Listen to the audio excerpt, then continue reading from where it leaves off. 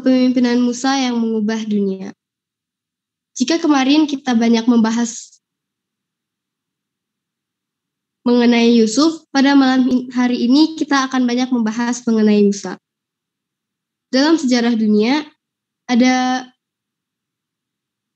kita sudah mengenal banyak pemimpin dengan latar dan cara kepemimpinan yang berbeda.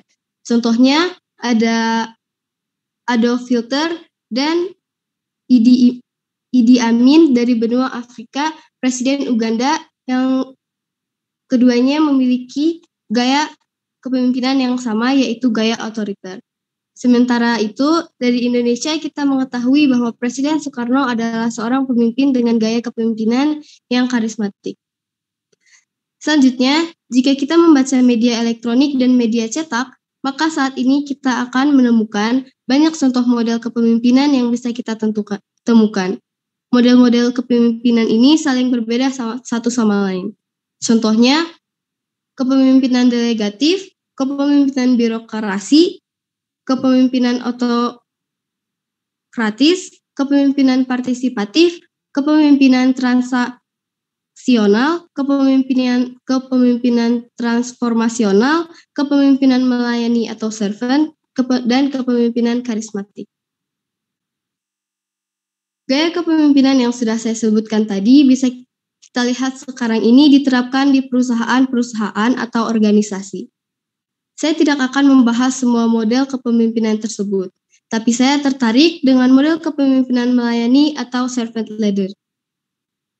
Ketika kita akan membahas mengenai servant leader atau kepemimpinan yang melayani, maka saya teringat akan satu tokoh di dalam Alkitab yang sangat luar biasa kepemimpinannya. Dia adalah Musa. Saat ini kita akan membahas tentang Musa, satu kisah Alkitab yang berulang-ulang disampaikan sejak kita semua kecil, dan pasti sudah sangat tidak asing di telinga kita. Mulai dari dia lahir, 40 tahun di Mesir, 40 tahun di Midian, dan 40 tahun membebaskan dan membawa bangsa Israel menuju Kanaan. Hati saya bertanya, apakah enak menjadi Musa? Di dalam Bilangan 12 ayat 3 dikatakan, dia adalah seorang pemimpin yang terkenal dan namanya diabadikan sebagai manusia paling lemah lembut. Sepertinya enak ya.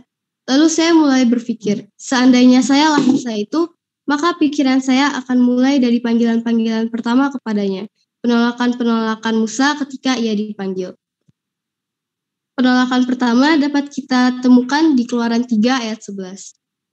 Saya mau minta tolong Bangkia untuk bacakan ayat Alkitab yang terdapat di Keluaran 3 ayat 11. Apakah bisa?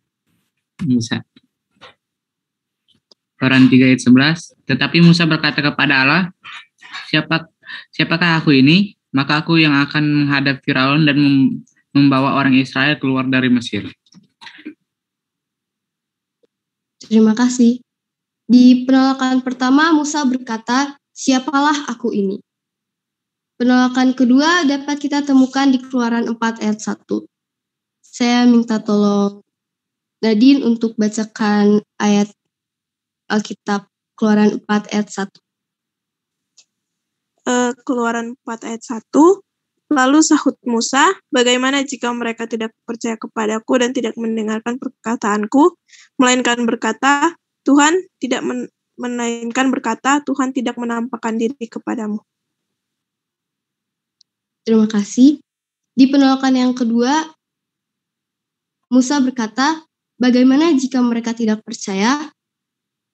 Lanjut di penolakan yang ketiga, yang dapat kita temukan di Keluaran 4 ayat 10, saya minta Joses untuk bacakan ayat Alkitab. Keluaran 4 ayat 10, lalu kata Musa kepada Tuhan, Tuhan, aku ini tidak pandai bicara, dahulu pun tidak, dan sejak engkau berfirman kepada hambamu pun tidak, sebab aku berat mulut dan berat lidah. Di penolakan yang ketiga, Musa berkata, aku tidak pandai bicara. 3 kali Musa menolak dengan alasan yang dibuat-buat. Jelas Musa tidak berminat mengikuti panggilan itu. Dia sudah tahu orang Mesir. Dia juga tahu keras tengkuknya orang Israel.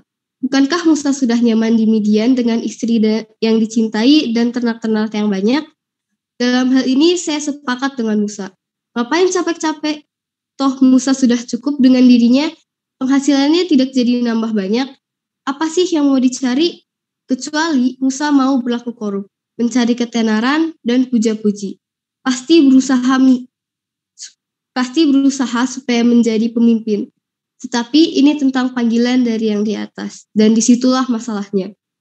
Banyak sisi cerita tentang Musa, tapi pikiran saya akan lompat ke kisah kedua ketika Musa memimpin bangsa Israel. Baru saja mereka melewati Laut Teberau itu, syaraf sudah dibuat tegang seperti menghadapi orang gila. Musa, airnya pahit, kemudian makanannya tidak enak. Makanan di Mesir jauh lebih enak, jauh lebih berasa, dan banyak lagi.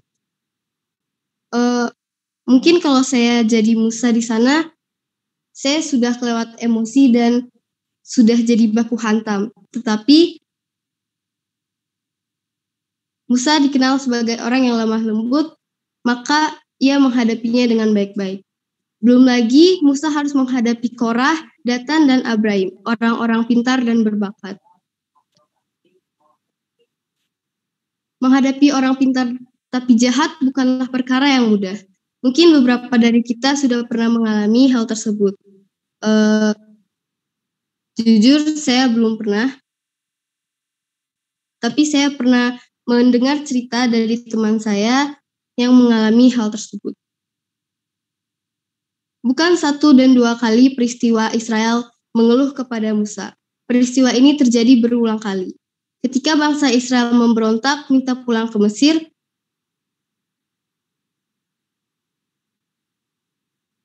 apa nggak minta dibedil bangsa seperti ini?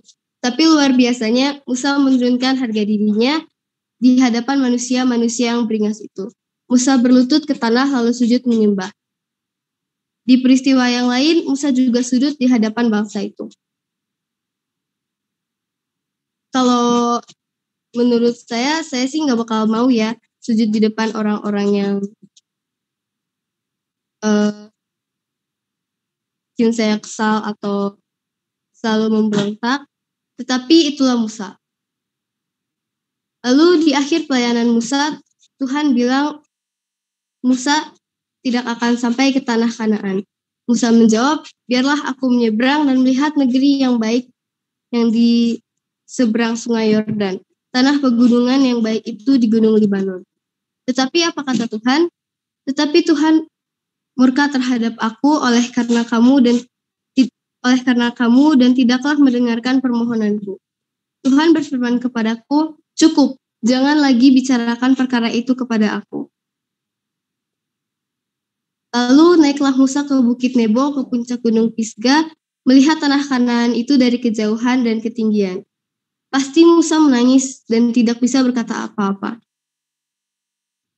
Musa adalah manusia yang sangat luar biasa dalam memimpin bangsa Israel yang tegar dan teguh. Maka nampaklah kepada mereka Elia bersama dengan Musa, keduanya sedang berbicara dengan Yesus. Terdapat di Markus 9 ayat 4. Di sini saya mulai mengerti kenapa Tuhan mengizinkan Musa untuk hadir bersama Elia ketika Yesus dimuliakan, ketika Yesus menghadapi pencobaan menjelang penyalibannya. Tidak mengherankan jika Alkitab memperkenalkan dirinya sebagai manusia yang paling lemah lembut di atas dunia ini. Musa telah mengubah dunia dengan kepemimpinannya yang lemah lembut, dan dia telah mengubah satu bangsa yang keras, tenguk, bangsa budak, bangsa yang sudah terpengaruh kepada penyembahan berhala menjadi satu bangsa yang mereka dan dapat mau mengenal Tuhan. Sekian renungan saya pada malam hari ini. Terima kasih.